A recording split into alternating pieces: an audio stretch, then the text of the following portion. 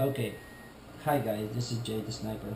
I got a few videos online show what I did with this rifle, but I got a couple emails. They asked me that they want some more details about how I did it step by step, and so I'm trying to address the details today with this video and see if it helps all these people that are trying to build this. Um, First of all, this is an SAR 12 with Remington 700 Renegade stock. This is real steel stock. I believe you can use airsoft. I don't recommend it. Uh, you know, quality wise is why. You know, you got you got a really expensive gun, so you want nice stock. Anyways, so I want to show you step by step what I did, and I missed another piece, another part that it's epoxy that I use. It's downstairs. I did the name and I post the video, the link in the video. Um, how you can refill, or all the pack holes, everything. So actually the epoxy is really important with this video, so I have to show you how it works, and you can look videos how people use that and rifles, so you understand how this thing works. So this is how it is. It's like, if you notice, if you're familiar with let me take this out. That number right here. So there you go. If you're familiar with SAR 12, it has two pins that holds the three pins that hold the whole pin. Two on the stock and one on the upper for the ball. And this build, I canceled the one that was in the front, and I used the scope ring, and goes here with the bottom of the scope ring is an epoxy that what I was talking about, and the top is just a regular ring. So this is how it looks. This is just cosmetic. I like to keep that because my remote line is to stay forever there, so I like to have a little pouch just to keep it for storage, right? So for now we are going to take the upper away from the lower, and you can see everything I did on the lower, and you can see first let's just get that stuff. Let's get this guy done. So first, this is my little storage my line. I use a micro line from Ninja. I like it better. It's flexible, it's small, it's getting very tall. You have it with you, and it goes right there. So, we don't have to take them out, actually. We just leave it on there. It goes inside the tank, and it goes there and connect and thread to this upper receiver. Right. So now we did that. We're gonna remove this part. I don't have the right key, so we're gonna use this one. There's just two screws here. I use that blue lag type just to keep everything in place.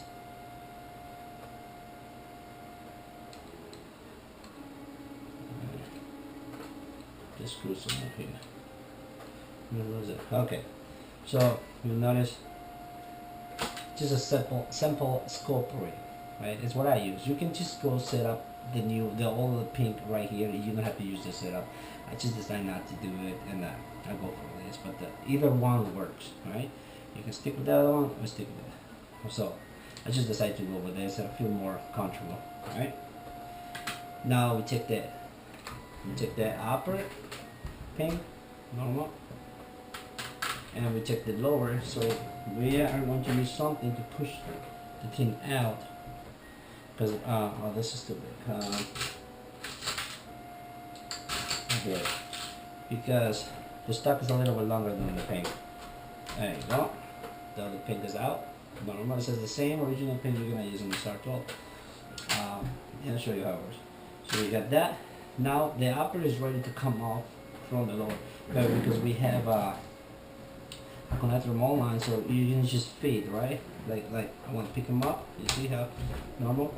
At this point, you can remove the ball if you want. We're not gonna do nothing with the upper.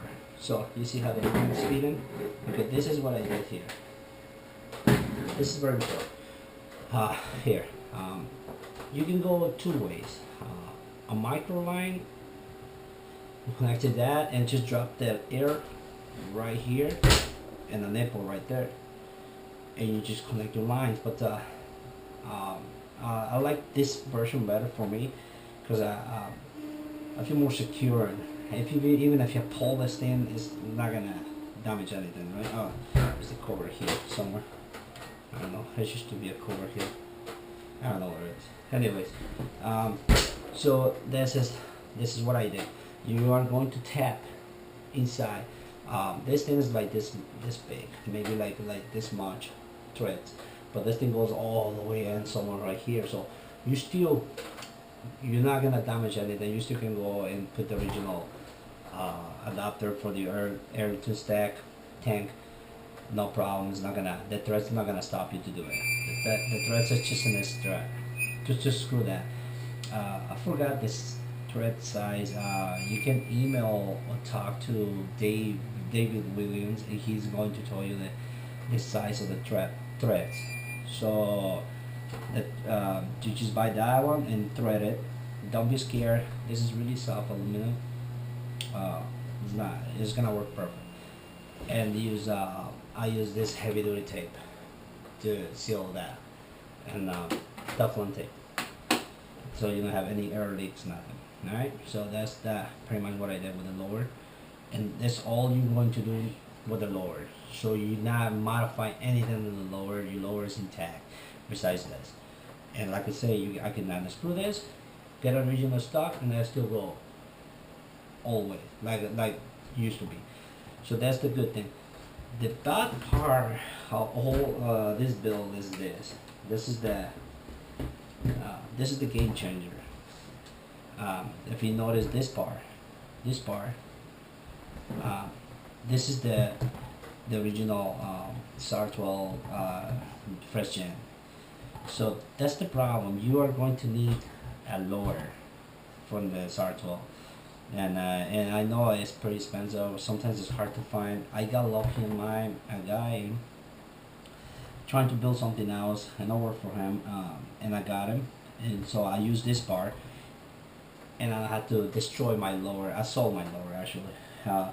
So this is it's why I got lucky in mine. But you have to have any type of lower, the C, the first gen, whatever lower you can have, and you are going to cut it right with this trigger ends. You're gonna cut it right there all the way through.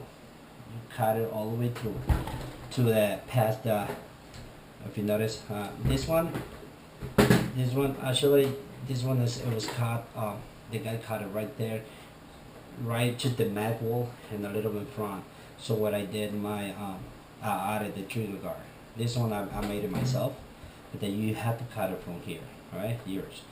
And the stack, you're gonna shape the stack and try to fit your lower, drop it right what you want. So it's why they got line up with the magazine, everything, because as I'm using the internal, then is the original lower from the SAR 12. So if you notice, everything works as supposed to be. Even if you decide to throw a magazine,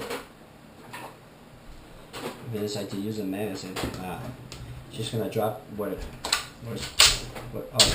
it's not a stopper on there anyways, but you understand, right there it's just gonna stop it as a stopper. So it's gonna line up perfect. And the holes that I'm using, that's the original from the stack, so I know everything is going to line up what I want. So this is not a problem. Like I say, here you can use the original pinks from the SAR tool. So other than that, this is the game changer. If you can find a lower, I know a guy did it with the mill stick, a lower. He just got in the stack. Excuse me. He make it an adapter. He make it work somehow, but he never. What was weird is he never did a video, nothing. He never played with that. So I don't know if it was working or it was not lined up, max feed. I don't know what was the problem with him.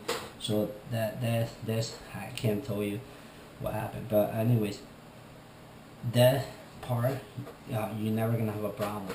So what I did, if you notice, everything's so nice and flash inside, like everything lined up, nice and clean. This is the epoxy I'm talking about. The epoxy is like hard. Once you put this thing, you don't have to screw nothing.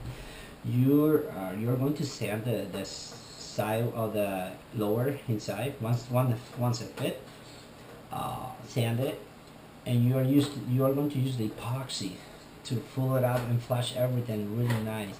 The epoxy hards like a rock, like the same. So this is meant to be for rifles. It's meant to be for to work with guns. So once it hards, it's gonna stay there. You have to Dremel it out. That's the only way you can take this thing out with the Dremel. So I still can make it a little bit better if you want. Buy another one, line up everything perfect.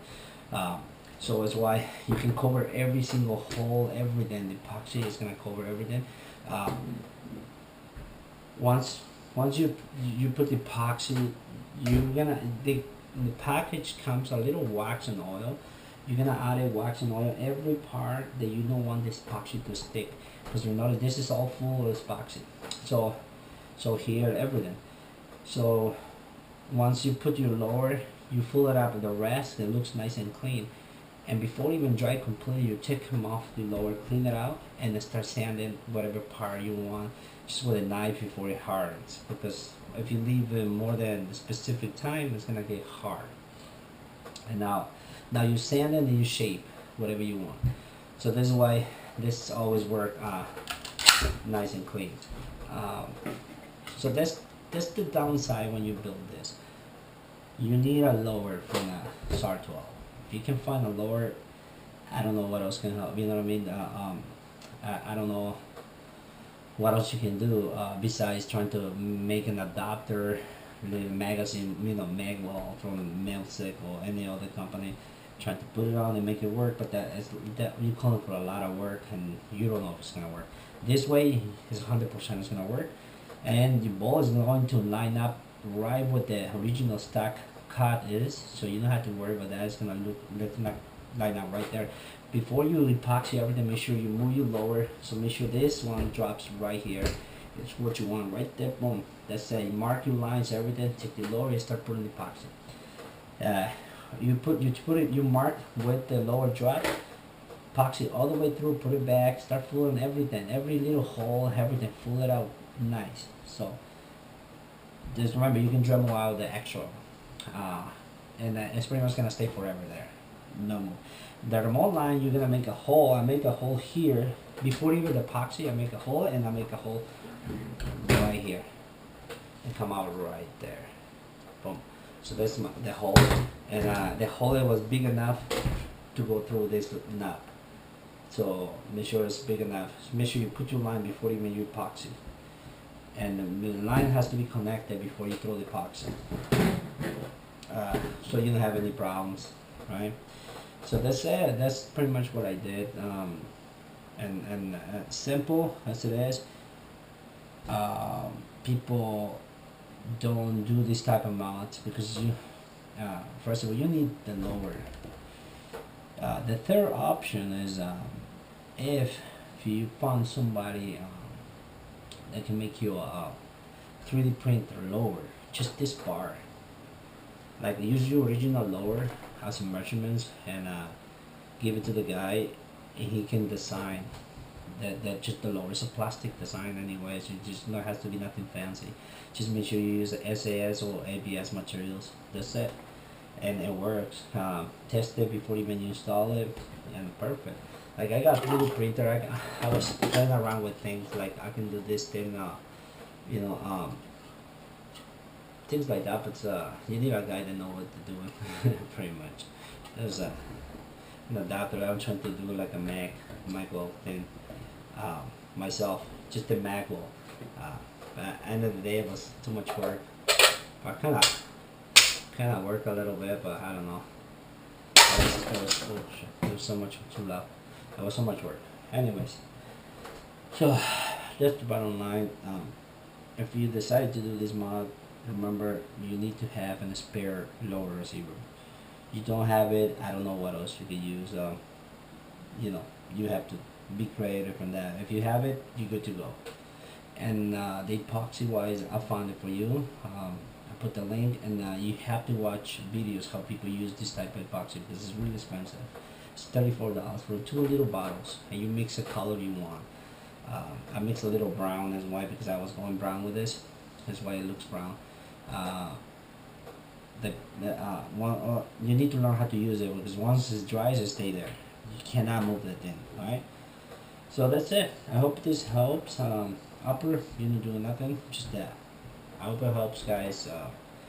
If you got any other questions, please let me know, right? Alright, bye.